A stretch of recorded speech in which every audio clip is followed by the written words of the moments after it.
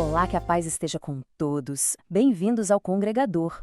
Hoje a gente vai mergulhar juntos numa das passagens mais poderosas e poéticas das Escrituras, Jó, capítulo 37. É uma verdadeira jornada que nos convida a testemunhar o poder, a soberania de Deus, manifestada na força da natureza. Então se prepare para sentir a energia dessa tempestade e descobrir o que ela tem para nos revelar. Vamos lá! E olha só, logo de cara, o texto não nos trata como meros leitores, não é? Ele nos puxa para dentro. É um convite para a gente fechar os olhos e, de verdade, ouvir o estrondo, sentir o trovejar.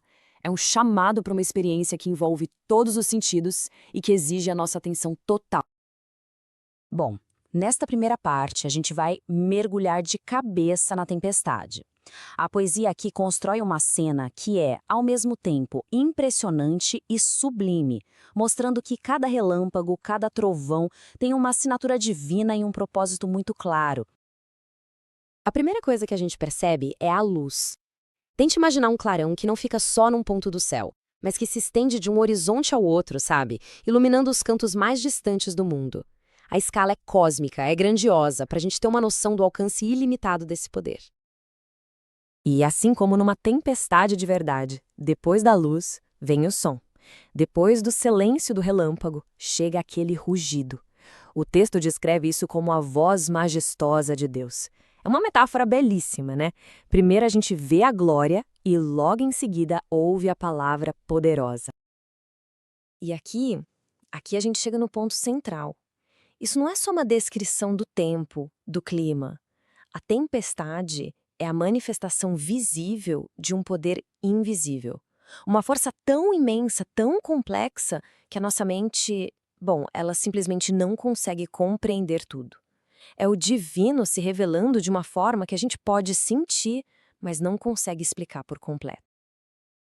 Pois é, agora que sentimos a força dessa tempestade, vamos tentar entender o que está por trás dela.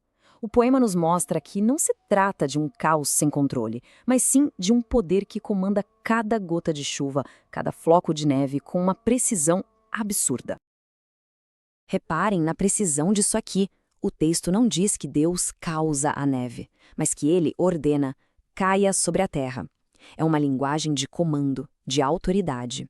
Isso revela uma força que não é impessoal, mas sim de um comandante soberano, um arquiteto que dirige cada elemento da criação com uma intenção muito clara. Mas por que toda essa demonstração de poder? O texto nos dá uma resposta profunda. O propósito da tempestade é nos fazer parar. É isso. É um chamado divino para a gente pausar a correria do dia a dia, olhar para cima e reconhecer que existe alguém infinitamente maior do que nós. E não são apenas os seres humanos que respondem a esse chamado. Toda a criação reconhece essa autoridade. Os animais, com aquela sabedoria instintiva deles, sabem quando é hora de se recolher. É um testemunho universal do poder que está sendo exibido, um respeito que permeia todos os seres vivos. E agora, o foco muda. Depois de nos mostrar a grandeza da criação, o poema se volta para nós. É como se a câmera saísse da tempestade e se aproximasse do ser humano, nos colocando frente a frente com o Criador. O texto agora nos confronta com uma série de perguntas diretas, sabe? Bem penetrantes. Você sabe como Deus comanda as nuvens? Não são perguntas esperando uma resposta técnica, claro. Elas foram feitas para a gente sentir o peso da nossa própria limitação, para nos mostrar o abismo que existe entre o nosso entendimento e o conhecimento divino. Pense um pouco nisso. Como é que as nuvens, que são feitas de toneladas d'água, simplesmente flutuam no céu? O poema pega uma coisa que a gente vê todo dia e nos força a enxergar como o milagre que de fato é. É uma maravilha da engenharia divina, um equilíbrio perfeito que desafia a nossa simples compreensão. E essa última pergunta é talvez a mais poderosa de todas. Você pode ajudar a estender os céus? É quase irônico. A pergunta nos convida a comparar nossa pequena força com o poder que criou o universo. Não é para nos humilhar de uma forma ruim, mas sim para nos inspirar um profundo sentimento de admiração e humildade.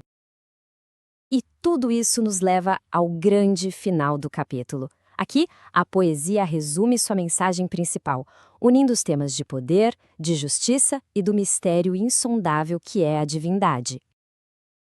Nesse ponto, o narrador faz uma confissão que ecoa em cada um de nós. Diante da majestade divina, nossa sabedoria é como trevas.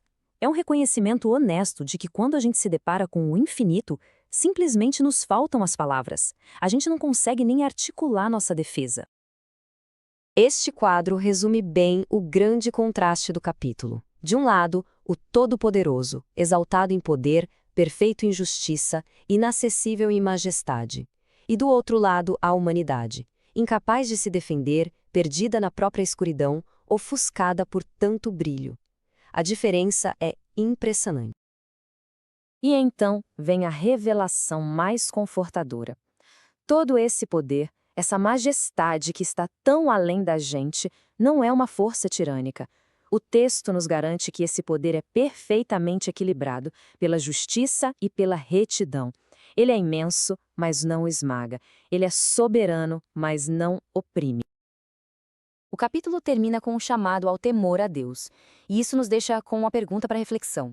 Se a nossa maior sabedoria é, na verdade, reconhecer que não sabemos quase nada, então o que significa temer? Será que é ter medo? Ou será que é uma reverência profunda? Talvez seja simplesmente a aceitação humilde e silenciosa do nosso lugar diante do infinito e incompreensível. Uma questão para a gente levar e meditar.